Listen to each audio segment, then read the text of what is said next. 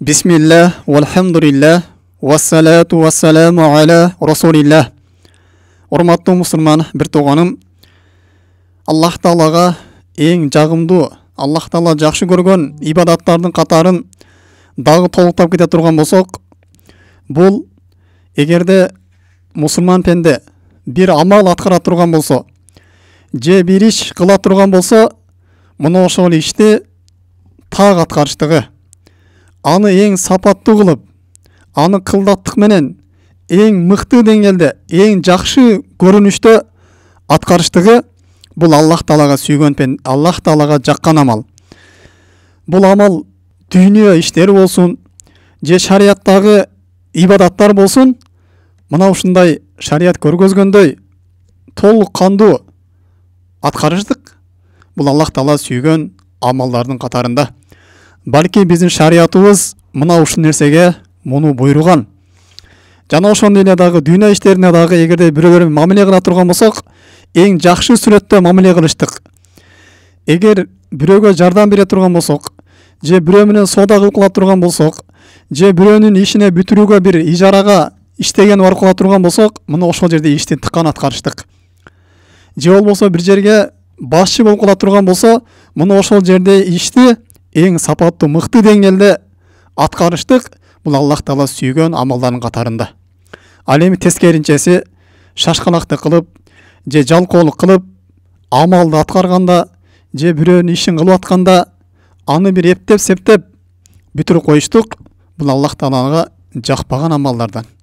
Жада калса адамдарга дагы жакпаган амал болуп эсептелинет. Айша энебизден риваят кылынат. Пайгамбар саллаллаху алейхи ва саллям айтат: "Инна Аллаха юхиббу ида амила ахадукум амалан ан юткинаху."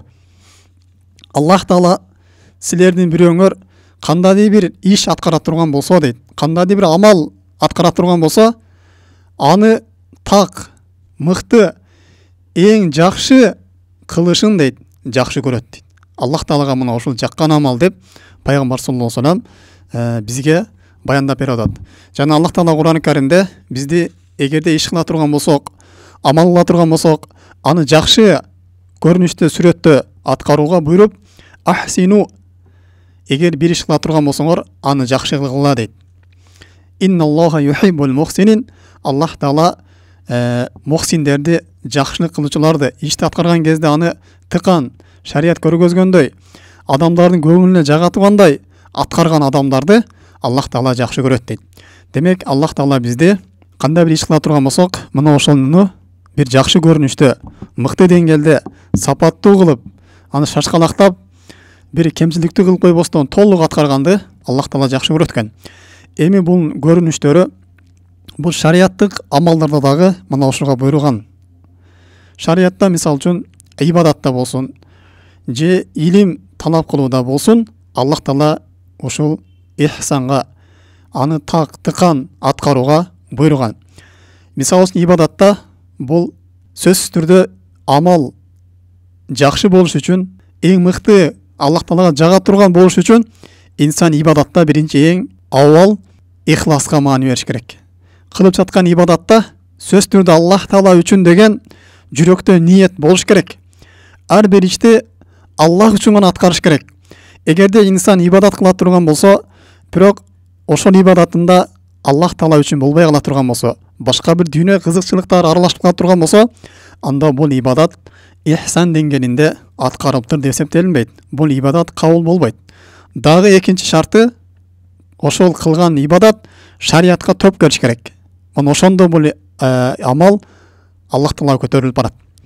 Эгерде ихлас болуп туруп, бирок шариятка топ келбей турган болсо, шариятта көргөзбөгөн амал боло турган болсо, ал канчалык чоң ибадат болбосун, канчалык улуу амал болбосун, андан бир тыйын пайда болбойт.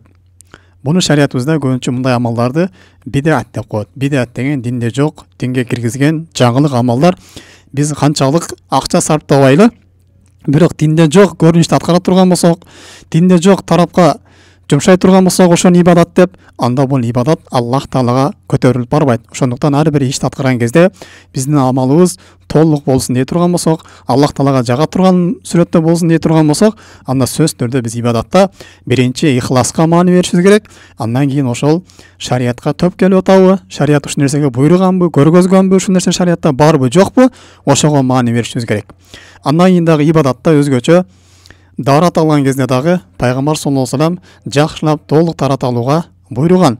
Пайгамбар саллаллаху алейхи айтат, кайсы бир пенде дарат ала турган болсо дейт, фахсана удуа дейт. Дарат алган кезде дарат толук ала турган болсо, шарият көргөзгөндөй ар бир денесине суу жеткирип ала турган болсо, анын жасаган күнөөлөрү денесинен баарынан төгүлүп түшөт деген. Жана ошондой эле пайгамбарыбыз ушунун тескериси вавайлулил акоб деген. Ошол дарат алып аткан кезде суу жетпей калган кадамдарга, суу жетпей калган томуктарга дозок болсун деп пайгамбар саллаллаху алейхи вассалам дарат алып аткан кезде бир шанакылык кылып же шашкалактык кылып, мына ушундай толук дарат албаган адамдарга пайгамбар саллаллаху дозок болсун деп мына ушундай өзүнүн сөзүн айткан. Мына ошондой эле дагы намаз окуган кезде дагы толук намаз окуштук. Шарият буйругандай эң мыкты сүрөттө, жакшы көрүнүштө окуштук. Намаз окуган кезде шашкалактап, рүкүсүн толук кылбай, саждасын толук кылбай, же тасбихтерин толук айтпай окуп коюштан этият болуш керек. Анткени пайгамбар саллаллаху алейхи вассалам булдан кайтарган бизде. Булар намаздын уурулары деп пайгамбар саллаллаху алейхи вассалам бизге айткан. Жада калса пайгамбар саллаллаху алейхи вассаламдын доорунда ошо бир киши келип пайгамбар саллаллаху алейхи вассаламдын көзүнчө бир намаз окуйт. Намаз окуп бүтүп келип пайгамбар саллаллаху алейхи вассалам салам берет. Ошондо пайгамбар саллаллаху алейхи вассалам иржиа дейт, фасолли феннека лам тусолли. Бар кайтып барып намазың башынан окугулуң. Сен намазың болбой калды дейт. Сен намаз окуган жоксуң, бар башынан оку деп пайгамбар саллаллаху алейхи вассалам ошентип 3 ирет буйруйт. Үчүнчүсүнө жанагы киши не дейт? Мен мындан жакшы окуй албайм я Расулуллах дегенде пайгамбар саллаллаху алейхи вассалам намаз окугандын сүрөтүн үйрөтөт. Намаз окуган кезде такбир айткын, кийин рүкүгө баргын, саждага баргын деп мына ушундай алар толук аткаргын деп мына ушундай үйрөткөн. Жана ошондой эле дагы инсан орозо кармаган кезде дагы аны толук шарият көргөзгөндөй аткарыш керек. Сырткы нерселер менен инсан чектелип калбаш керек. Пайгамбар салам айткан, эгерде сен орозо боло турган болсоң, анда сенин көзүң да орозо тутсун деген, сенин тилиң да орозо тутсун деген, сенин кулагың да орозо болсун деген. Тамак аштан тыйылып койро тим болбостон, сен көзүң дагы арам нерседен сактагын, тилиңди дагы ар кандай уят сөздөр сүйлөөнөн сактагын, тилиң менен ар кандай арча сөздөрдү айтуудан дагы сактагын деп пайгамбар салам орозо кармаган болсо мына ушундай толук сүрөттө орозо кармаган деген. Мына ушундай инсан орозо кармаган кезде дагы орозону толук көрүнүштө аткарыш. Жана ошондой эле дагы зекет берген кезде дагы толук көрүнүштө аткарыштыгы.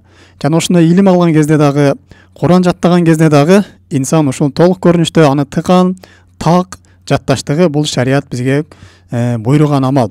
Жана ошондой эле дагы садака берген кезде дагы аны шарият көргөзгөндөй аткарыштык.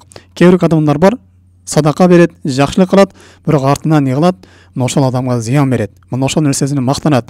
Мына ошол адамга бар мээңсин өзүнүн бой көтөрөт. Мына ошол адамга милдет кылат. Бул дагы шарият көргөзгөндөй толук зекет берген катарына кирбей калат. Жана ошондой эле дагы дүйнө иштерине дагы кандай иш болбосун муну толук аткарыштык.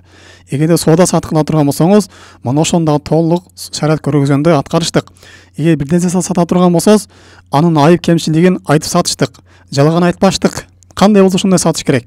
Жана ошондой эле дагы бирөөдөн үйүнө барып жумушка иштеп калган болсоңуз дагы, мына ошондо дагы эң жакшы көрүнүштө тыкан так ишти бүтүрүп бериштик. Кээ бирлер бар, бирөөнүн иши деп туруп эле не кылат? Эптеп нары бери кылып, эптеп бир жерин улаштырып, дагы бир нерсе кылып, ушинтип эптеп ошо акча алып качыш керек болот. Бул шариятка жакпаган сыпат.